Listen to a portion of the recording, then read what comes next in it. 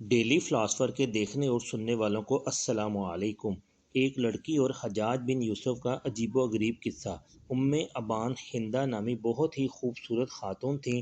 اس کا پہلا نکاح روح بن زمبا سے ہوا تھا، جس کے بعد جبراً حجاج نے اسے 2 لاکھ درہم پر نکاح کیا، مگر اس کے دل میں حجاج کی نفرت برقرار رہی۔ ایک مرتبہ آئینہ میں اپنا حسن و جمال اور حجاج کا موازنہ کرتے ہوئے بے ساختہ اس کی زبان پر یہ اشعار جاری ہوئے: ہندہ نہیں ہے مگر عربی گھوڑا، جو اچھے گھوڑے کی نسل سے ہے، جس سے ایک کھچر نے نکاح کیا۔ اب اگر با کمال نر کو جنے تو کیا ہی خوب ہے، اگر کھچر کو جنے تو سمجھ لو کہ کھچر سے کھچر ہی پیدا ہوتا ہے۔ جس وقت یہ اشعار پڑھ رہی تھی، حجاج اچانک کمرے میں داخل ہوا اور اس نے یہ اشعار سن لیے تو مارے غصے کے اسے طلاق دے ڈالی اور مہر عبداللہ بن طاہر کی مورفت ادا کر دیا۔ لیکن غیرت مند عورت نے یہ کہتے ہوئے ابو طاہر کو وہ رقم بطور تحفہ دے دی کہ کتے سے نجات کی بشارت سنانے پر میں خطیر رقم تجھے عطا کرتی ہوں۔ اس کے بعد عبد المالک بن مروان، جو کہ وقت کا بہت بڑا بادشاہ تھا، اس کو اس کے حسن و جمال کی اطلاع ہوئی تو پیغام نکاح دیا۔ عورت نے جواباً ایک تحریر لکھی جس کا مضمون یہ تھا کہ امیر المومنین کو معلوم ہونا چاہیے کہ برتن میں کتے نے منہ ڈال دیا ہے۔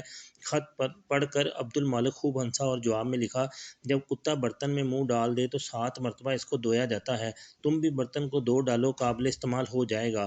ہندہ نے عبد المالک کا جواب پڑھ کر انہیں لکھا کہ امیر المومنین، باخدا میں اس شرط پر نکاح کے ساتھ راضی ہوں کہ میری رخصتی کے وقت حجاج بن یوسف میری سواری کی نکیل تھام کر مرہ، سوریہ کے ایک شہر کا نام ہے، سے لے کر آپ کے شہر تک مجھ کو پہنچائے۔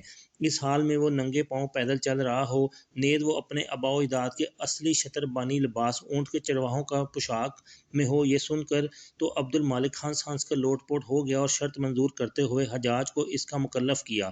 بادشاہ کے حکم کے سامنے حجاج بے بس ہو گیا اور چاروں نچار اسے انتشال امر کے لیے تیار ہونا پڑا۔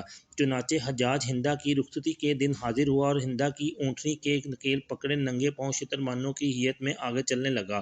ہندہ کے ساتھ سہیلیاں اور خادمات تھیں، چنانچہ موقع کا فائدہ اٹھاتے ہوئے ہندہ اپنی سہیلیوں اور حفا کے ساتھ مل کر طنز اور چٹکی بڑھتی رہتی، حتیٰ کہ حفا سے کہا کہ ارے دایا، ذرا محمل کا پردہ اٹھاؤ۔ اس کے بعد حجاج کو دیکھ کر زوروں کے قہقہے لگائے۔